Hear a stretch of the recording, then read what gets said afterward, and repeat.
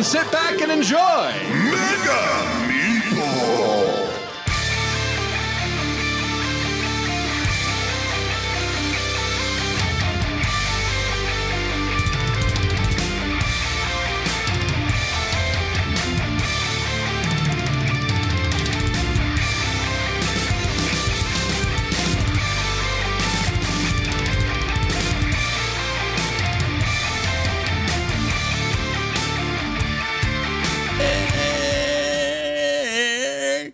Donald Trump, why you're such a cunt? Yeah, because he, I don't know why he is. He just is. Anyway, oh shit. Okay, yeah. Greetings and welcome to the Mega Meeple.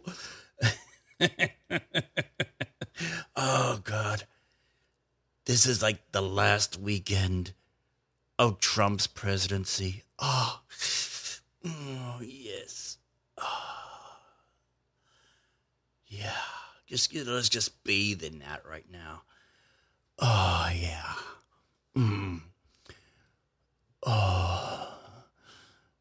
Oh yeah. Okay. Yeah, this is the Mega Meeple. Where are we? Yeah. Well, we have a continuation of our Fireside chit chat thing. Who we have this episode? I don't know. I don't know. This stuff was recorded like summer of last year. All right, and I'm just getting around to putting it out. And there's a reason why I'm only putting these out once a month now. And I will make it if you follow me on Twitter and Facebook, the Mega Meeple on those social platforms, you've already been given a clue on to why I'm doing it this way. If not, well, that's too bad. I guess you are not in the know. But see, that's what happens when you don't follow the Mega Meeple. You get left out. You get left out, and there are only certain people that follow me on social media that know why I'm only putting these out once a month now. And if you follow the Mega Meeple on Twitter or Instagram or Facebook or any of those other things on YouTube, or that you would be in the know too. But you're not, so you didn't, and you're not. So there. So yeah, so who do I have this week or this month? I don't know. Like any other time, let's just find out together as I edit this episode and you listen to it. So without any further ado, here we go.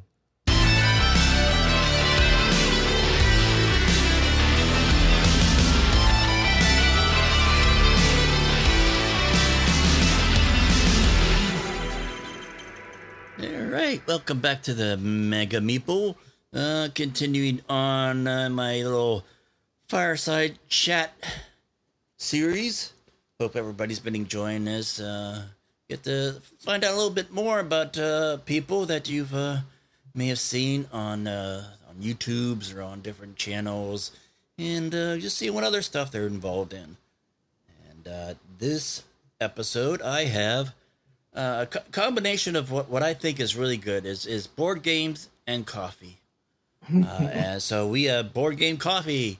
Although I noticed when we were doing the warm up here, you guys ain't drinking coffee. Of course, it's like quarter after 9 at night. So looks like maybe. I should drink a decaf at night, but we're out. Yeah, it looks like you got water, and I don't know. It looks like you have a little bubbly in your glass. What is that? I have some Sapporo beer. Ah, okay. Japanese beer, I think. Sapporo. Oh, okay. Yeah, Try that. But anyway, we have Mark and Brittany from Boardgame Coffee. So how you guys doing? Hi. We are good. We are good and keeping entertained in our lockdown house. Yes. Yes. Now it's I envy you two because it's like you sort of like I have a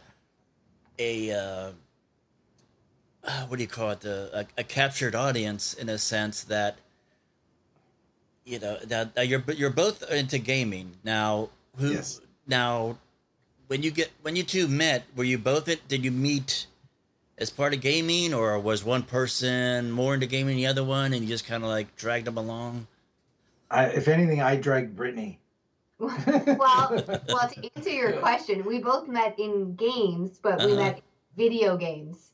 Okay. So we both work in the video game industry. And then when we started dating, we started playing board games together. So I would say Mark was playing a lot more board games than I was. I was more of a casual board gamer. I ironically ran a video game and board game convention. Okay. With friends, we did a fundraiser at the time. So we did that for about 6 years. So I was very familiar with board games, and I dabbled in it, I would say. But I was one of those newer board gamers where I was still a little intimidated to go to the store and just pick up a board game because I was still very much going off of recommendations. So Mark here had a whole pile of board games, and we started playing together. That was kind of our let's unplug from the world and play some board games to be social. I don't think I had that many when I started dating you. Well, you had more than me. I had but you had none. No, I had like 2 or 3. I had like 5 or 10 compared to like the 400 we have now. I had more like party games and like kids games, so I'd get it for my nephews and nieces. That doesn't count. Well, they like still count. Sorry, which you only play when the nephews and nieces come over. That doesn't count. I had like the Game of Things and Apples to Apples and Spotted and Yahtzee and hey, don't diss my games. They were fun. Yeah, you anyway, listen, you could tell that Mark and Brittany are indeed married. They are not they're not posing. And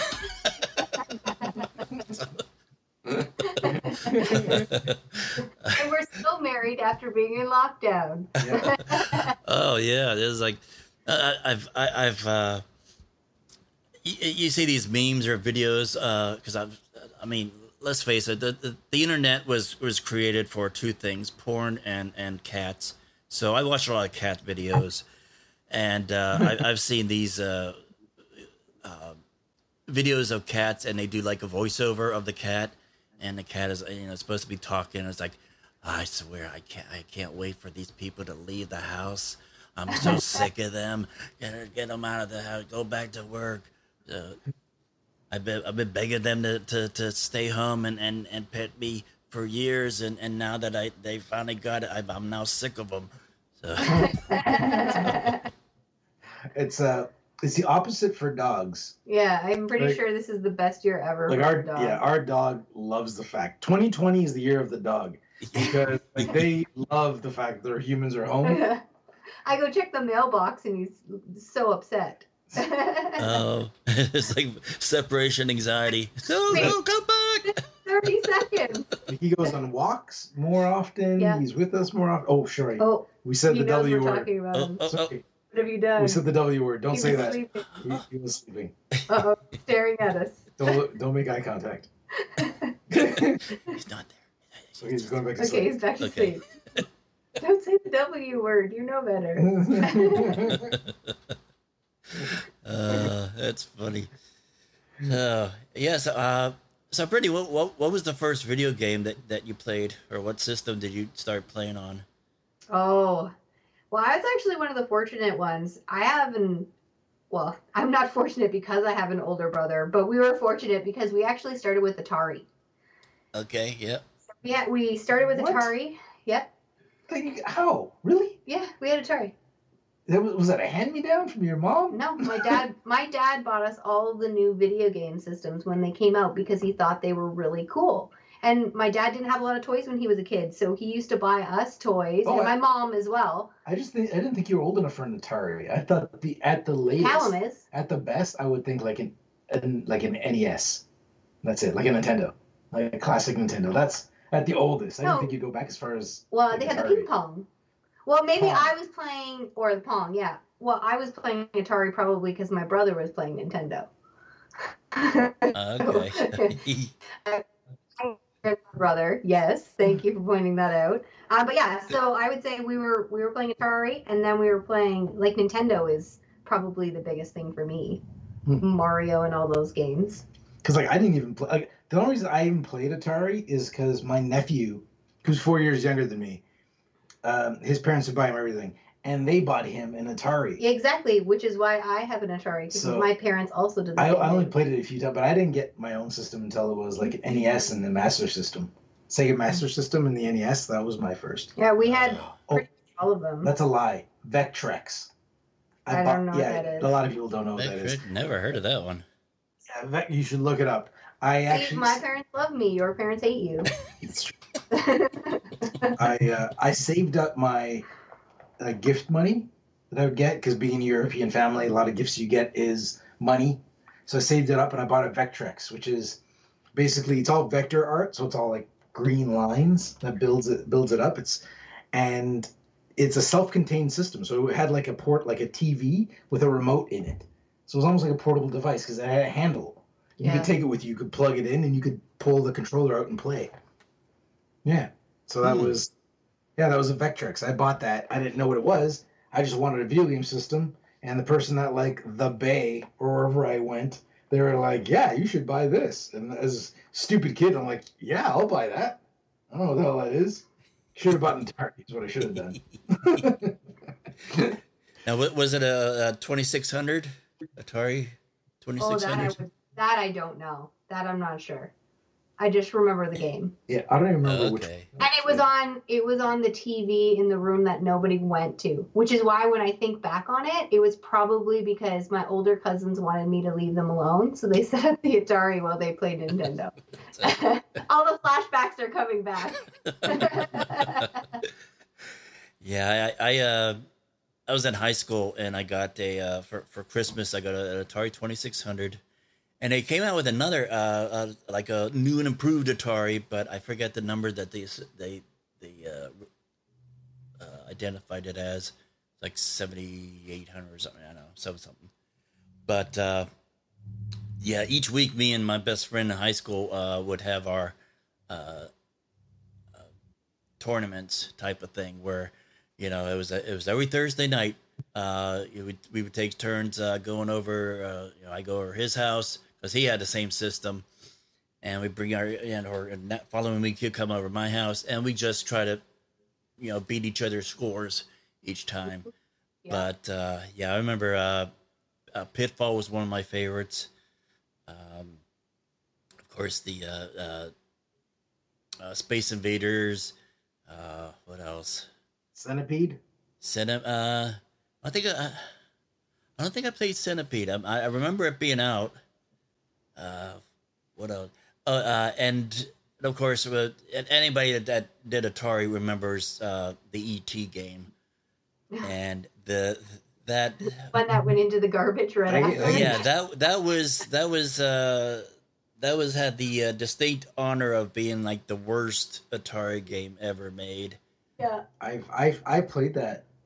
I played that, and it's just terrible. You don't know what the hell you're doing. You fall into a pit, and you're like, I'm stuck in a pit. Now what? Everybody gets stuck in a pit. Man. It's a terrible thing. Okay, I got an onk. What do I do now? Okay, well, you got to go over here. What? That was terrible. Mm-hmm. Well, hey, there's a whole documentary on the fact that they buried. They buried a bunch of ETs. And we're saying how ET was like the fall, because there was a big fall in video games, because they were like, before the NES, like Atari hit it big, right? And they were just like skyrocketing. But then it got out of control, and then they started mass producing like what's considered shovelware, which is basically you just put out anything, slap a license on it, you put out anything, and people will just buy it, right? And ET was probably one of the worst, and it was at the end. It was the straw that broke the camel's back. It was like, that's enough. And then basically all of video games just started falling apart. Like there were commercials and everything for that. They pushed it for Christmas, and it was terrible. And that pretty much almost like toppled video games. But it wasn't just ET. It was just a bunch of crap that came out around that time, because they couldn't, people were getting greedy. There was no like, they were like, yeah, if you can program it and it works, put it out. Just put it out. If it works, put it out. We don't care what it is. Let people buy whatever the hell they want. Which is probably why I only had one game. I think we only. It was so bad. But then NES came back, right? And people were like, people were like standoffish at first, but took off and did really well. And all of a sudden, boom, video games are back in the picture. Mm-hmm. Yeah. I remember we were playing Space Invaders, and we found out a little. It was our first hack, and we realized that if you held down the power button, if you turn the thing off, and then while holding on the power button, you flip another switch, and then let the power button off, it would your little thing or whatever down at the bottom, instead of shooting one bullet, it will shoot 2 bullets consecutively. So we once we discovered that, I was like, okay, screw that. We're gonna play a double tap from now on. Yeah. So, Yeah, and then was it? I think I got a PlayStation. Yeah, I got a PlayStation at one of these pawn shops, and I remember the very first video game that I really grabbed onto and played from beginning to end was a game called Legend of Dragoon. Mm-hmm. Mm-hmm. And I love that game. So, and I've heard in recent years, I know with the PlayStation 5 coming out and stuff like that, I've been hearing of I don't know if there's been like a petition or some kind of rumblings in a rumor mill that they're going to try to remake that game and bring it to because hell they remade a lot of the Resident Evil stuff, and well, there's also rumors of because it's actually what's it called, Diablo 2's 20th anniversary, and Diablo 2 is like a lot of people say that's the best one in the series, but it's dated, so it doesn't look as good as Diablo 3, not even close, right? But people really love Diablo 2. It sold extremely well. For the date, it was just like breaking records. But there's been rumors of like a possible remake of it. Like some people doing that. I'd totally be into a Diablo 2 remake because I never played Diablo 2 and it was new. I was never into the whole, point and click, like run around the dungeon, click on things till they died. I only really got into Diablo when Diablo 3 came out. So that was recent. Mm. And then I played it on my PC and my Xbox, and I've played that game from beginning to end like 4 or 5 times. I played it once with you. Mm-hmm. Yeah, we played it. Yeah. So anyways, that was, I don't know how I got into Diablo. I was just rambling. It's the bubbly talking. It is not. This is 24/7. This is me 24/7. That's why editing our videos are a pain in the ass. Because I edit out my nonsense. It's and Wolfenstein. I remember when I the first job I had out of college was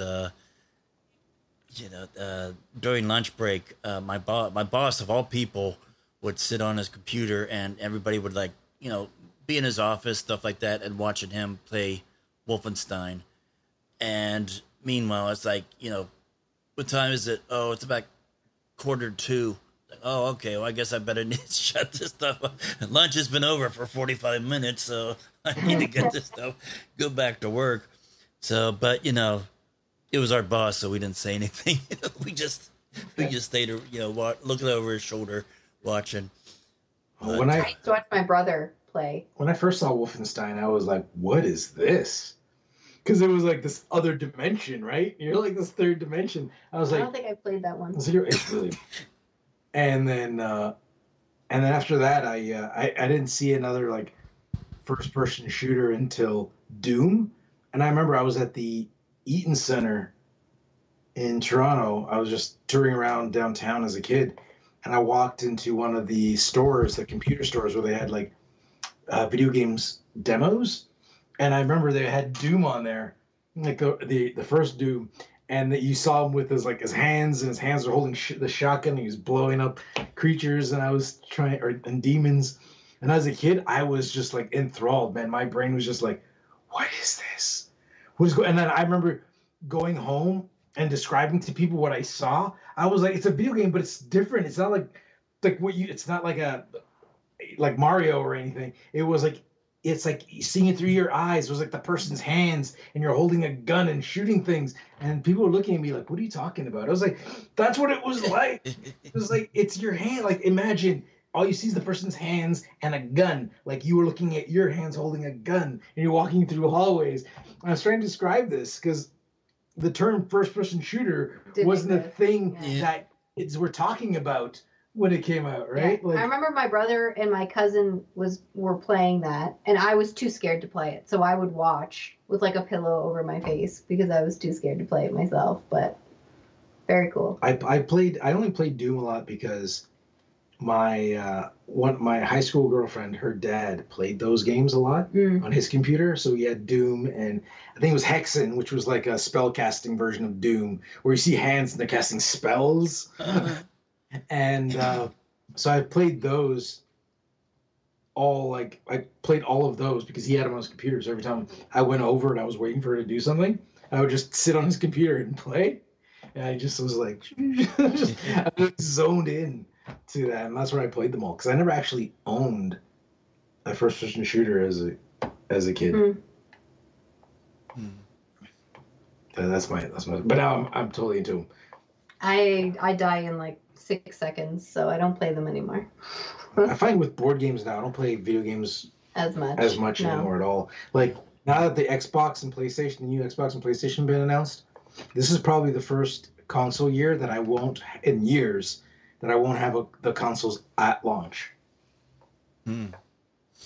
So I was telling Brittany I put the Xbox on my Christmas birthday list, and I've never waited for one before. No, you're pretty much a new adopter. Yeah, I'm like, it's something hey, new day in one, tech, I'll get it's it. day one. But the only reason I'm not jumping on it right away, like I do want to play the games. I'm trying to make more time in my schedule to play video games again, because I like playing video games, but all of my time is working, editing videos, and that's all I do.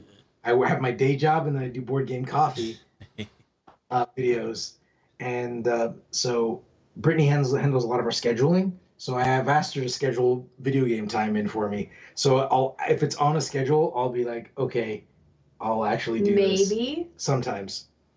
But I did play Half-Life the other day. I'm playing Half-Life on VR, like Half-Life Alyx, because I got a VR system at home, and that's really, it's a lot of fun. It's eerie, so you need a break. You need to like come down because you don't fight a lot of guys on it, but every corner, it's a heart attack just waiting to happen. Another game, they could have called that game Panic Reload, because every time you see a creature, you empty your clip into it, and then you're trying to figure out how to reload in VR. It's interesting. Yeah. Yeah, I've heard a lot. I've been hearing a lot about the video game The Last of Us Part 2. Oh, I can't wait to play that. Oh, yeah. So it's from what I've heard, it's if you like the first one. I haven't played. I mean, I don't even have a system. First one's amazing. Yeah, but I've heard that if you like the first one, you'll like the second one. But and then there's something going on with the storyline that's kind of now there's a petition where people want the company to rewrite the storyline. It's like there's always a petition for someone to rewrite something. just play a different game, Oh, The Last of Us is so, like, the story in Last of Us, the first, is so good. It's so good. It's like emotional. It's tense. The voice, it's written exceptionally well. The soundtrack, it's acted like everything. It's written well. It's acted well. It's presented amazingly. There are twists and turns. You get like emotional. It's so good. It's really good. I can't wait to play this. The only reason I don't have it already is because I want to finish Half-Life Alyx before I move on to Last of Us. But that's it. But I also enjoy board games. I need to retire. What I need to do is win the lottery so I can just spend my days playing board games and video games. That's what I need to do. Sounds like a good plan. It is a good plan. Have you bought lottery tickets? Have you? This week? Because I need some of that retirement money. I'm retired, but I would seriously not encourage you to go the route that I went, because it's not fun. Like playthroughs can be like, especially every time we do a playthrough, we really try to like push the envelope and do something a little extra. So we have like special dice cams, then we'll have art around the dice cams. We'll have animations that say like attacker, a defender. Like we have all these. We try to do a lot to it. And now that I remember, we actually have a playthrough of Cthulhu, like a regular level that we've never edited. No, I think we have 4 or 5 games that we've done playthroughs for that we haven't edited yet. No. They're in our one day folder. Yeah, as in one day. One day we'll get to them when we can't record something, but One so day far, or someday. Someday. Yeah, someday we'll get to them. Well, like we were planning to do a series of Starcadia, like the whole campaign, and we have 3 recorded, but it was 4 sessions, and then we couldn't finish them. We didn't do our 4th session because COVID hit. So now it's like too much time has passed. I'd have to read the rules again. It's probably that series not going to finish. COVID kind of put the kibosh on that. Mm-hmm. Yeah, I have a Friday night game group that we kind of switch off. One week we'll play like an RPG. So like right now we're going through BattleTech, and we'll go through a campaign, and each of us would take turns, GMing. And it was like, okay, well, there's this campaign I like to do, so it's like, okay, we'll and they'll do that for a year or whatever, how long it takes. And then the other Fridays they would come over here because I have the board game table and we play board games. Because it was getting to the point where it's like, I'm ready to sell all my stuff because it's like it's hard for me to get people to come over, or at least to commit to come over and then follow through with the commitment. So it's like, I asked my Friday night group, like, yeah, can we do like every other Friday just doing board games, and they're enjoying that. So, but yeah, we had started, played a bunch of other stuff, and then I said, well, let's start the campaign of Mechs versus Minions, because one of our players had gone through that before, so this would be like the 3rd time that I myself had played through the whole campaign. And we played the first 2 missions. We played a tutorial in the first 2 missions, and that's when COVID hit. So it's still kind of like, all right. And so, but we figured out a way that we could do like FaceTime playing BattleTech. But yeah, any of the board games and stuff is like, because it seems like both parties have to have a copy of the game to do like these Zoom things or whatever. So we've been doing Tabletopia. Mm-hmm. So, which is like digital board gaming, and without the necessary, like you said, having 2 games and cameras set up. We did that once for Too Many Bones. Mm-hmm. So we did do a Zoom setup for Too Many Bones. So what we did is we had multiple cameras on the board and some player sheet, and then we had the person on the Zoom call, so they could actually watch the board from the different caller. We had the majority of the game on our side, and they just had their player board on their side, and they rolled their own dice. Yeah. So then I can track up the damage and everything on our side. But I don't know if you necessarily needed the player board on their end, because I think he was already in a campaign on his own. Like, he had the game, so he was familiar with it, but he was able to follow on our screen. So that could be something. Yeah, but it's more tactile. Like, at least you have something to do, right? Like, if you're just watching a screen and I think the rolling helped, like rolling the die. Well, like, because you're putting your die into your character location. You don't want to be like, oh, can you put it Yeah, one that's over fair. there. Can you That's just? fair. It's not the same. That's fair. Like at least you got to be able to build your character, right? And that was no. So like, yeah, it's not the ideal way to play, No. but in the situation we're in now, actually, that's the only way we'd be able to play with him anyways, because he's in the States, so we're not even in the same country.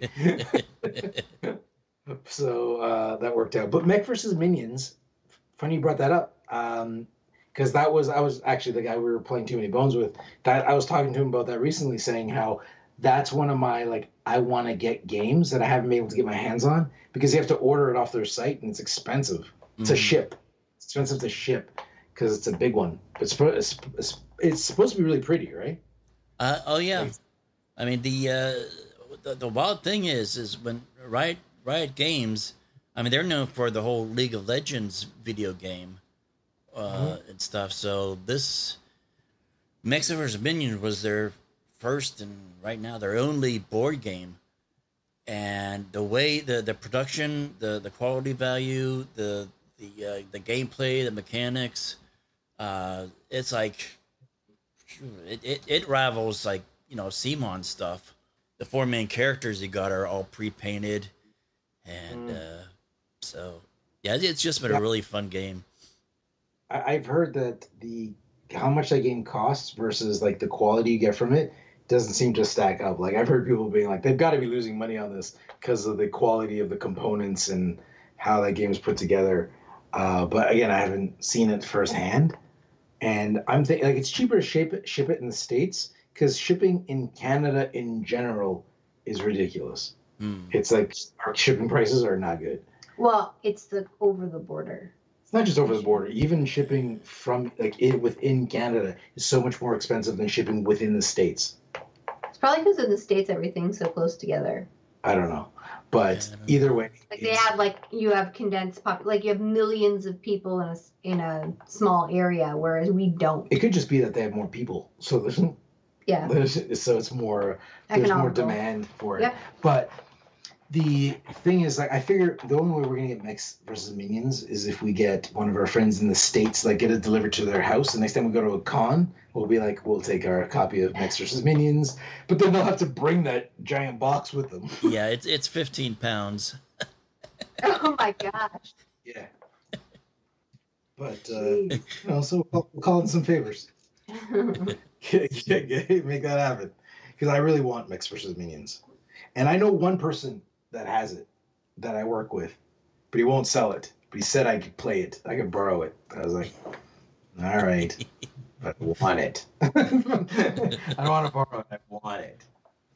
I should just ask around more. Anybody else has it that want to sell it? Save on some shipping. Yeah. Oh. Anyways, so is that what you're playing right now, Mechs versus Minions? Well, when the whole COVID thing hit, it was like, okay, well, we got to put a stop to that. So right now we're just every other week we're FaceTiming BattleTech.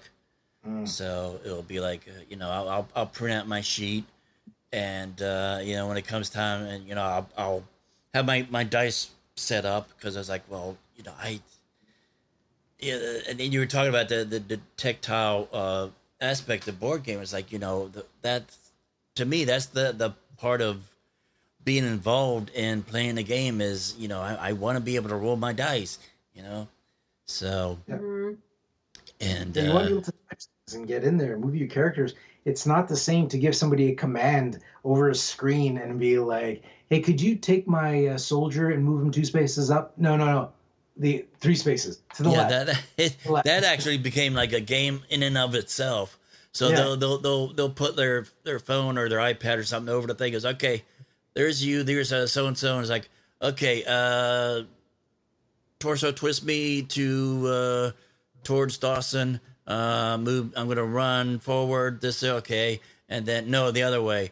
No, go put me where Steve's Dr. Pepper bottle is. It's just, so it's like, so it's almost like a game within a game, just kind of dictating, all right, this is where I want to go. And and that's where the advantages of Tabletopia come in. Like Tabletopia is funny. It's something that I never thought I'd try, because I was against it at first. Just kind of like, I was like, I don't want to play board games digitally. And then I tried it, and because we were in a position where I was like, well, You can't play. I'm not gonna be played any other way because we have like oceans. And I was like, well, I want to play oceans, but I want to play with just 2 players. I want to play with more than 2. So we're like, well, we'll play it on table. It's on Tabletopia, so we'll play it there. And then I liked it. And I was like, this is good. Damn it, it's good. And I just like, I wasn't expecting it to be good, but I did. I did like it. I like playing. It doesn't replace the in-person, but it definitely was still fun. Yeah, and it's I find it better than the Zoom call camera setup. Agreed. It's just because it's just. You cleaner. still feel like you're in the game. Yeah. Yeah. Okay. Yeah, I think I have it. I have this theme. I have that. Yeah. See, that's the thing. I'm old, so I don't have the patience or the inclination to learn how to do something. It's like I don't care how it works. Just I don't care how you do it. Just make it work. That type of thing. What's good about Tabletopia is if you go in there with somebody that's used it, it'd take them like 2 minutes to show you all the controls you need to know. That's it. It's just like, okay, if you can navigate a website, you can navigate Tabletopia. It's like click on this, click on that. Like there's some shortcuts you can learn. There's like maybe 3 or 4 shortcuts you can learn that can make things easier, but you don't even need to know those. Mm-hmm. Okay. Because Tabletopia is just like having the board game in front of you. Because you have to pick up everything. It automates nothing for you except for the setup. It doesn't add your score. It doesn't move your pieces. It doesn't flip your cards. It'll shuffle your cards if you like right click or something and click shuffle. But that's it. Like you have to still manually move everything like you would in a board game. So you could do things wrong like you could if somebody was at your table. You could take your piece and accidentally flip it over because it's got some 3D world physics. So yeah, you could. It's the closest you can get to playing a board game without actually being in front of a board game. Okay. Now, I know it's not the same thing, but how do you guys feel about apps in board games, or board game app assisted board games? That's what my question was. We've played Mysterium, which is not app assisted, but we played the Mysterium app, which is like a self-contained game. But as far as app assisted board games, we did just play through the Adventure series and the adventure games from Cosmos, and they have an app that you download that's a Cosmos app, and it has a listing of all their games, and they just download the content for whatever Cosmos game you have. So if you download adventure games, you'll get a tutorial on how to play that game, and then you'll get this narrator, because the adventure games are like choose your own adventure. So instead of going through the book and reading through your options or reading through the story, you just type in the code that you would look up in the book. You would type that into the app, and the narrator reads it for you. And it's like, if you want to go through door A, type 101. If you want to go through door B, type 103. And you're like, all right, 103. And it's awesome. It's really good. It doesn't sound like it would be as awesome as you think it would be, but it is. It's so great. It just adds to the experience. It puts me back in that mindset. It's like when I was a kid taking out choose your own adventure books from the library. Yeah. I love those. And that's what it feels like. It feels like those books when you're a kid. Because it's not overly hard. You're not really going to fail, but you will do better at certain things than other. Like, you're going to get to the end of the story. Like, I don't know if there's a situation where you die. I think you always make it to the end. Well, you could potentially... But how you make it there could be different. Because you'll do different... Well, you can still get wounded and stuff. Yeah. But there's always a way for you to get out of it. Yes, and then there's point penalties. Yeah. But you'll always make it to the end. It's just your story to the end is different. And then some of the... I think it was Monochrome Ink. When you go to the end, you type in what your score was, and then it tells you what your story is based on your score. I believe that's how Monochrome Ink worked.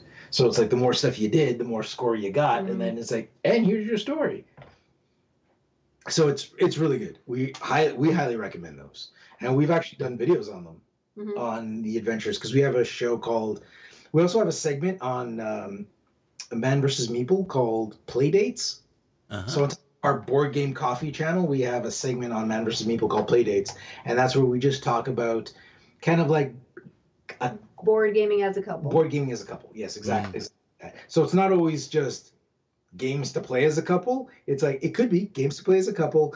Games if you're having double dates with a couple. If when this COVID situation, how do you get together with your friends? If you're hosting a game, what do you do? Like that, we do things like that. And then we do a lot of couple stuff on our show too, on our channel. As far as not as much as I'd like to do, but we'd like to do more. Which is like we do top 5 competitive games for couples, top 5 cooperative games for couples, top 5 games when hosting for couples. So like we've done some of those too, but that is not the majority of our content. No, the majority is more previews, unboxings, how to plays. Yeah. So, but we want to do more of that though, and we will start doing more of that. Actually, we've got a new series of videos starting as early as next week on our show. We're going to keep that all hush-hush until we know for sure that it'll happen. Yeah. That you actually edit them and get them out of that one-day folder. Yeah. Right. Like, it might fall, because we're going to record this weekend, and for all we know, it's all going to fall apart, and we're like, oh, hold on, this is not going to work. This is a bad idea. We shouldn't have told anybody. So we're going to keep that under wraps until we know it actually, it's a serious system that's going to Except for you're still talking about it. I still have to give no details. I'm giving no details. So as far as like gaming for couples, what style games do you two like to play? Competitive or cooperative? And if it's competitive, which one of you is the more cutthroat? Oh, that's Mark for sure. Well, but I get mad more. Yeah, she gets mad more. I don't get mad. She takes it more personally, but I'll screw her over as soon as I get a chance. Every time. Like there's no mercy. Like this whole thing about there's couples, and it's a bit sexist, where it's like people always take it easy on the women players. I don't know why. Like it's not like they're lesser board game players, but there's always this thing, and it's always irritated me where you have. So instead of being like borderline average, he just goes to the extreme. I'm gonna screw you over. No, I screw everybody over equally. But if it's just me and you, I'm not going to let you off because you're my wife. No. You get treated. You at that moment, you're not my wife. You're my competitor.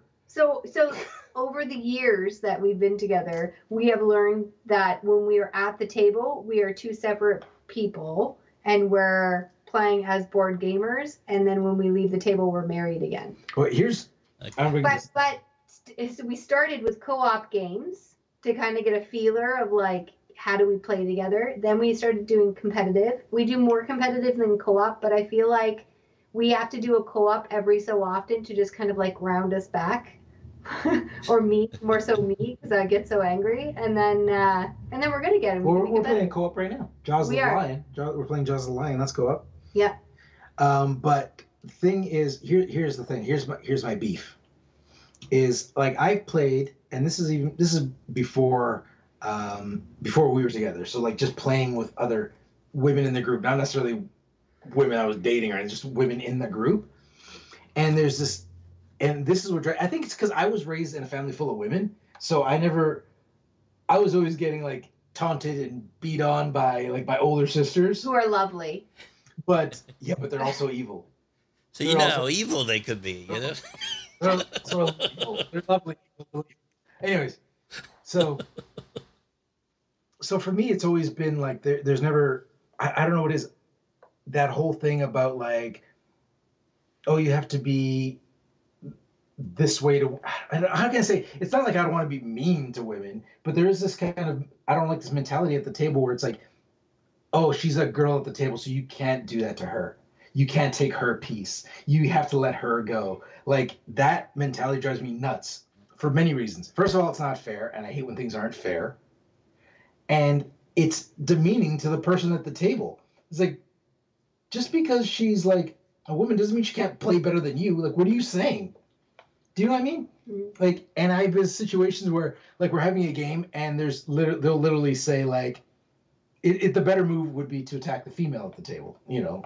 And the move has been like, oh, you know what? I'm just going to let her go and attack me because I'm the male at the table. And I was like, well, what? Just play the game. Just play the game. Everybody's a competitor, a sexless competitor. You know what I mean? They're just automatons. Picture them as AI. People are just people. Just be decent to each other. Anyways, I just like things being fair. That's fair. Brittany, you disagree with me? No, I don't know what to add to that. It was a lot of forget. All's fair in love and war and board games. There was one case of this one girl who came over. She was dating a friend of mine, and she came over, and she would literally say, "Oh, I'm not going to attack her because she's a girl." Like literally, that's how she would. Everything she would do was to help the other person win. And I was like, just play the game. Just play it. And that was it. That's the end of my rant. I knew one couple that the wife was like, you know, when we're playing competitively, it was like the wife was like, yeah, I don't care if I lose. I could lose. I just don't want him to win. So anything that you could do to, you know, stick it to him is like, and even if it wasn't her doing the final blow or doing the final thing of you know, screwing up his turn, it's like, you know, all of you have my permission to go after him. I've been that person that's been attacked at the table for no reason other than I'm me, even if it's not the most. Like, if it'd be the dumbest move ever, but if it made me suffer, that was the target. I've been in that position. Brittany C. I think it's because you win often. But so do you.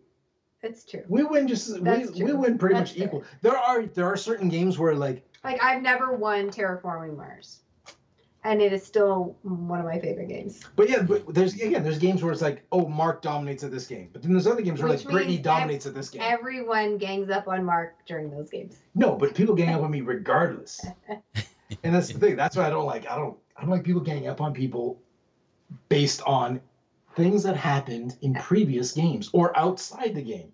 That I don't like. That's it. If you're playing in a game and you're like, hey, that person's got a runaway lead, and everybody wants to gang up on them because you're playing in the moment, right? You're dealing with the strategy or the situation that's in front of you. But to be like, hey, I'm going to attack that person across the table just because, end the statement. I'm just going to just because I want to, regardless of what it does to my game.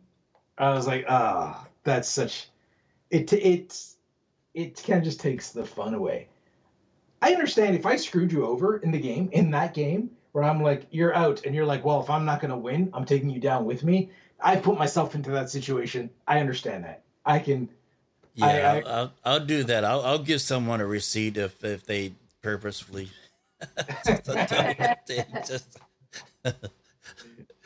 Well, you didn't think I was going to answer that?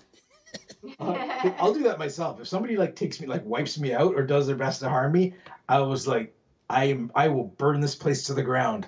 I'm taking everybody down with me. But it's that competitive nature as a couple that I think keeps our competitive gaming interesting. Because Brittany's pretty ruthless herself.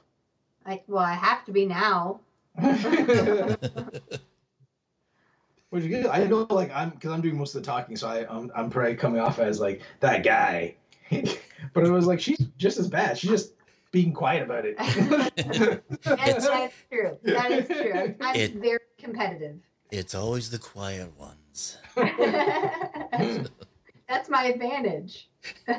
But also, like, I think it's important that as a couple, if you're playing competitive games, not to take it personally. No. I think it's fine to be in the moment and almost like I like to like act up the disappointment, being like, well, I'm gonna have to destroy you now, or like whatever. Like you're in that role of the loser or the defeated.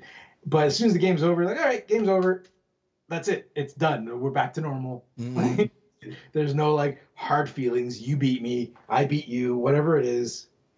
And then we just continue with our lives. I think people have got to be just like, this is a game. This is just a challenge. Don't take it personally.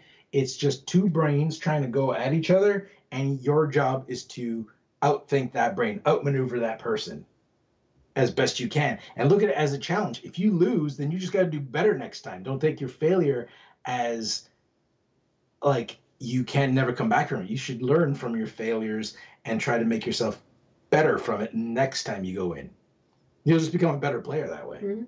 Because if people take it easy on you because you're like the sucky baby at the table, which we don't have that at any of our tables really, but if people take it easy on you for that, then yeah. But I find most people who play board games on the regular are not those people.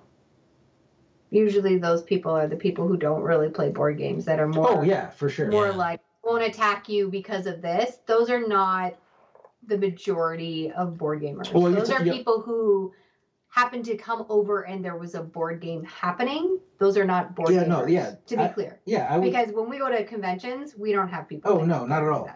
I would say, no. I'm talking about like when we play with people that are like actual like board game hobbyists, or people that actually like they really like this and they're into it. No, we've never had that. I've never had that problem. But well, sorry, I've had that problem with one person a long time ago. But other than that they're oddities. But yeah, usually it's usually a person who is like doesn't play a lot, who doesn't want to hurt someone's feelings. Yeah, exactly. Yeah, so those are two different classifications. There's just people who play board games though. I'm not. I wasn't trying to classify people. I was just trying to say instances of playing board games. And because people who aren't board game hobbyists, they count. They count as people who play board games. They count. They're human. But I think we're fortunate that we have a great group. Like we do. Like all my stories that I had of my nitpicking, that was pre-Brittany in the past, like before Boardgame Coffee, because now we got like a solid group. Because the thing is, when you have those people that play poorly, you just weed them out. You just don't invite them over anymore. Mm-hmm. Mind you, if anybody's watching this that we haven't invited over, it's not because of that. We're just busy. I don't want people to hear this. That's why they didn't invite us over. They didn't invite us over because we're that person. See what you've done? You're digging a hole. I'll put that in the outtakes at the end of the episode. Well, what I think is important when you're having game nights over, it's a little note, is I've heard this question come up, is like, when you invite people over, what games do you play? Because not everybody is going to like everything.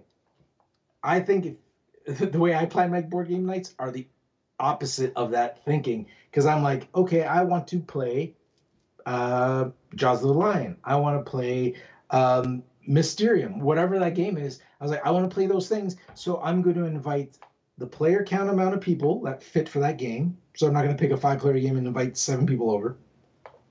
And I'm going to invite people over that I think would enjoy that game the most. Because if I don't think you'll enjoy like a story-driven game, I just won't invite you over. It's not personal.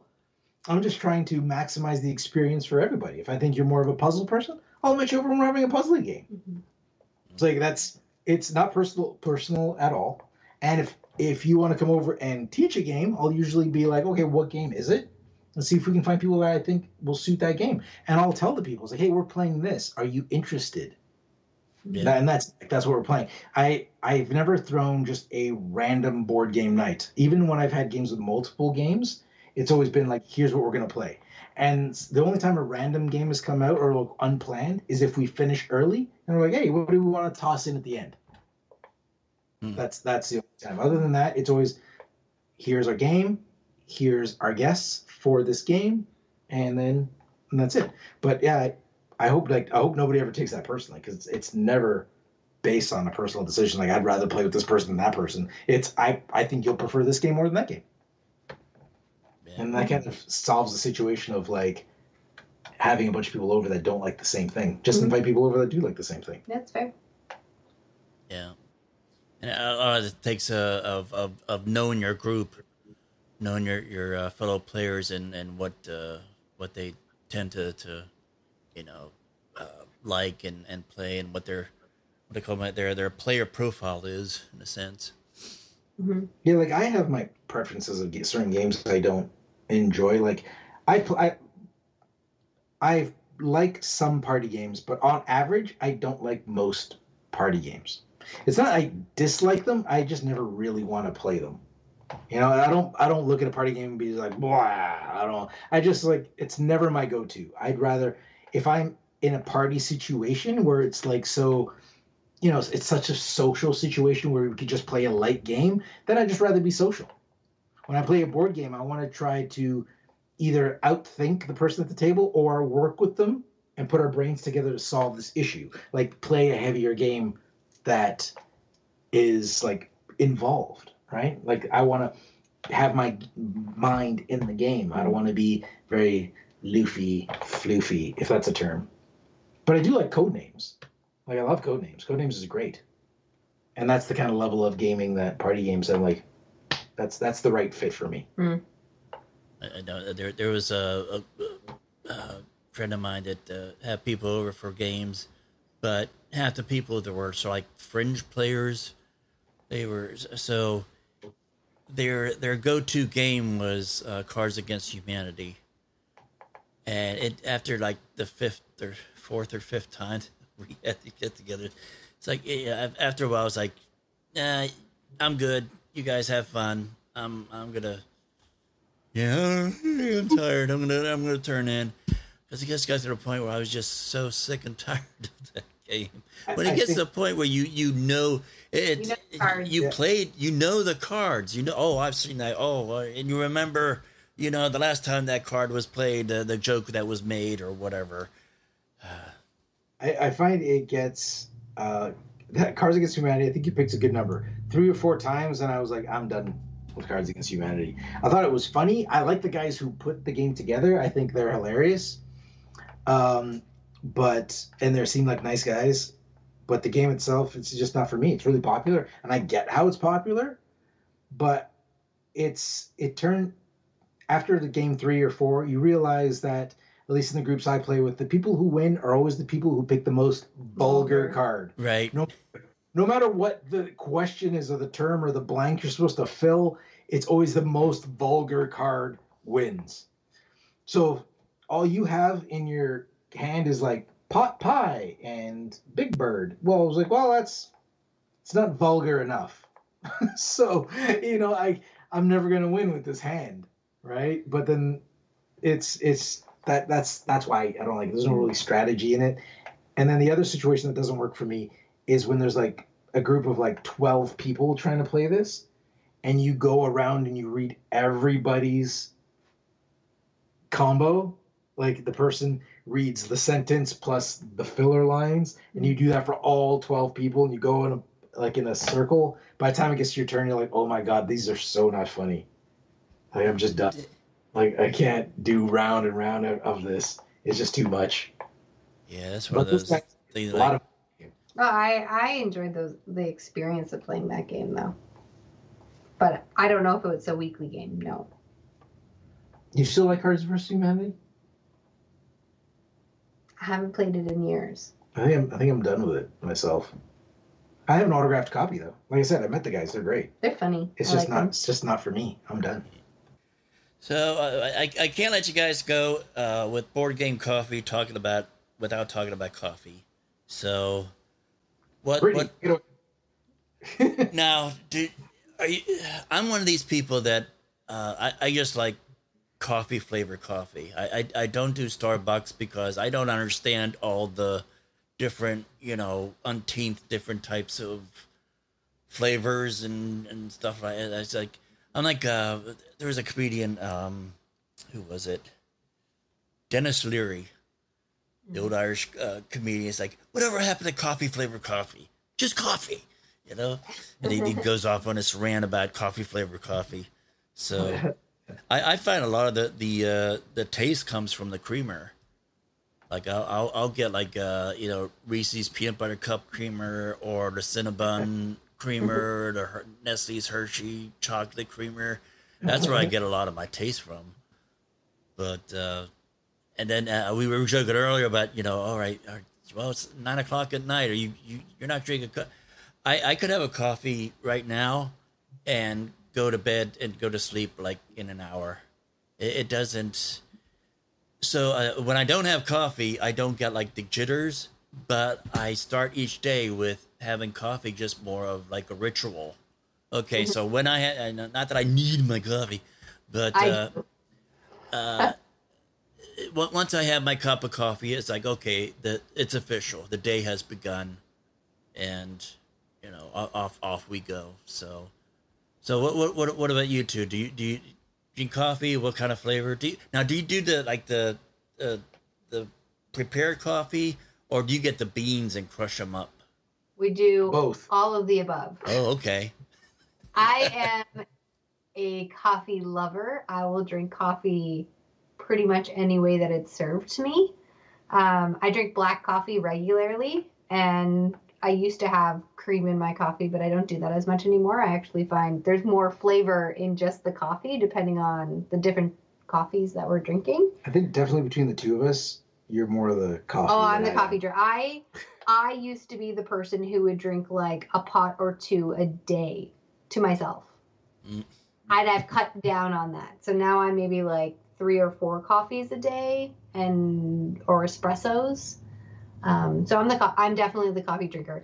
Most times I can have a coffee late at night and it won't affect me, but some nights when I'm super tired and I'm like, I don't want to chance it, I won't have a coffee. But my cutoff on during the week, if I have an early morning, is I try not to have a coffee after like 7:30.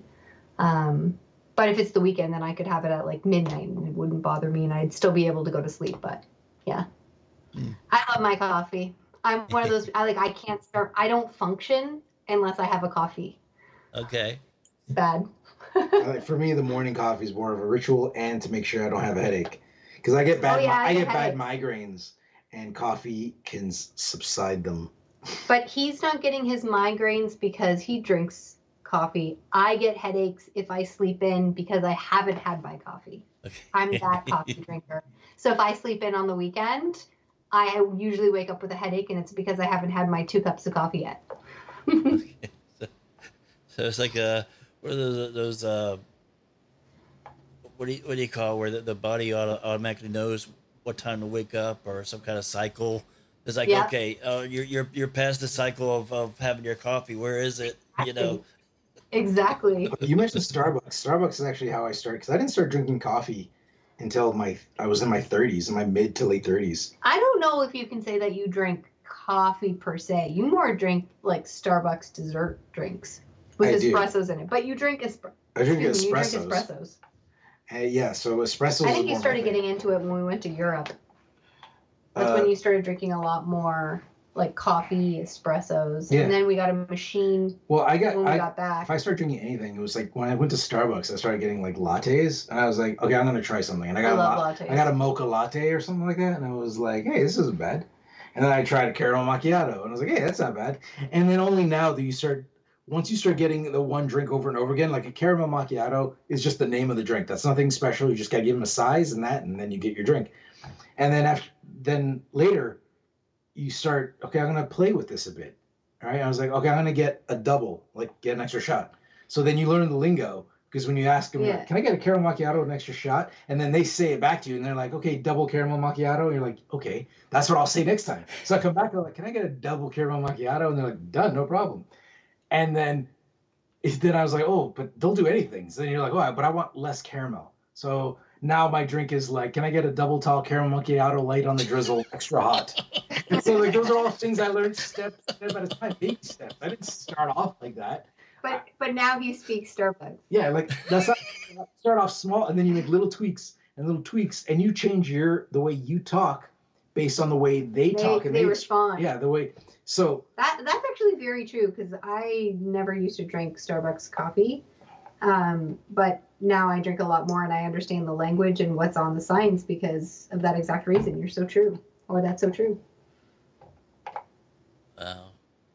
So, but yeah, but during the recording this here, we have not drank any coffee, surprisingly enough. So how's your beer? My beer is long gone. I think it was gone before you hit the record button. Oh, okay. So you had a buzz this whole time, right? Oh no, hardly. Because we just had big dinner, so I found the amount of food you take in versus the alcohol you take in definitely has an effect. Because like having one beer on an empty stomach can make you tipsy. Yeah. But after we had a bunch of fajitas, so drinking a beer after that, I was like, I don't feel anything. I could probably have 3 of those before I feel anything. Before I even get a tingle. Because it's like the fajitas absorbs it all. Yeah, I know here in Charlotte, they're big into like micro breweries and stuff like that. There's a few of them here in the Carolinas, and it's like for me, I never really liked beer because I just didn't like the hoppy taste and the bitter taste of it. So back when I used to drink, I was more into like I'd try like different whiskeys or bourbons. Mm-hmm. And I think the only type of beer I would actually drink is I remember when I went to Ireland, I enjoyed their authentic Guinness over there, not the bastardized version we have here in America, but and then maybe like stout. I think that's like the most of it. I've never had I've only taken a sip of a Guinness here and I hated it, so I've never had one. It's an acquired taste.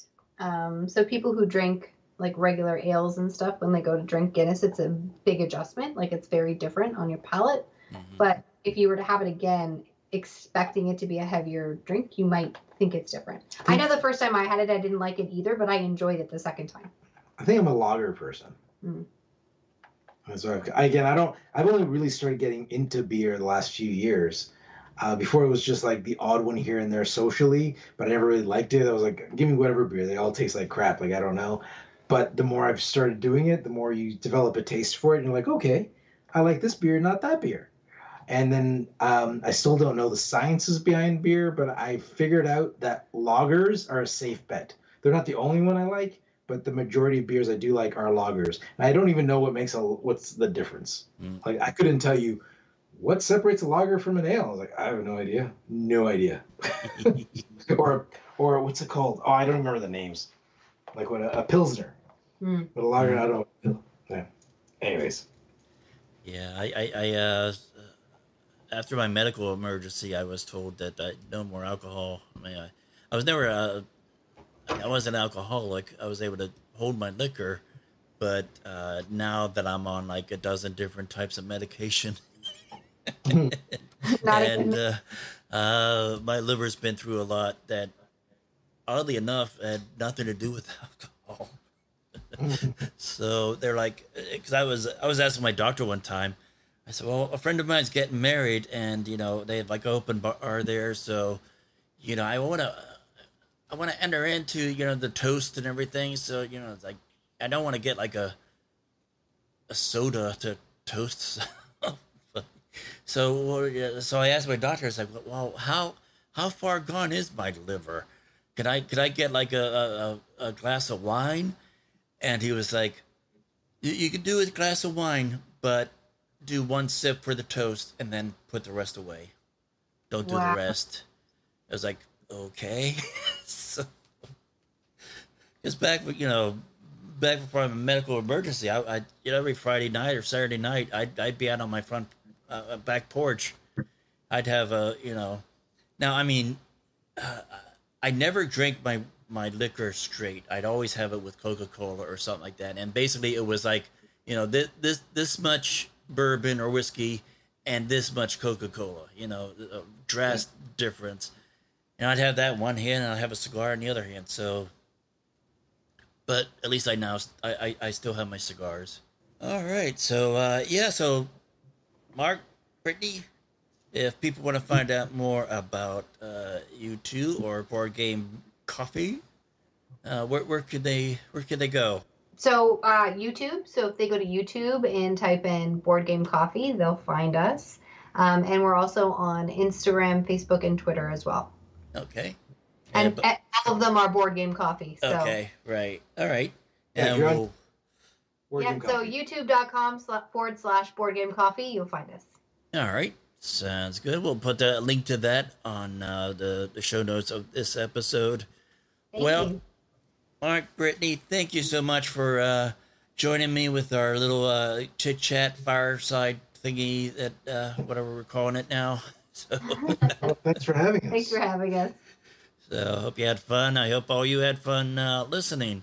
So, so you guys have fun. Thank you again, and we will see you next time.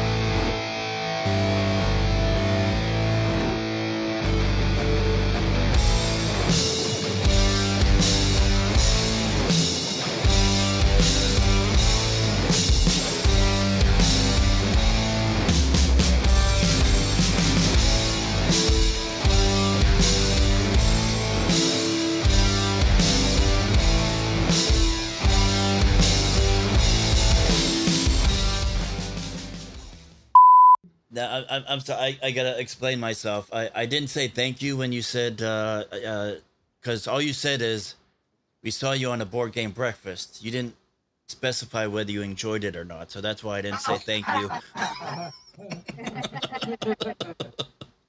It's like someone's like, yeah, I saw you at a board game breakfast. Thank you. I'm sorry. You better be sorry. No, no, you're great. A lot of personality.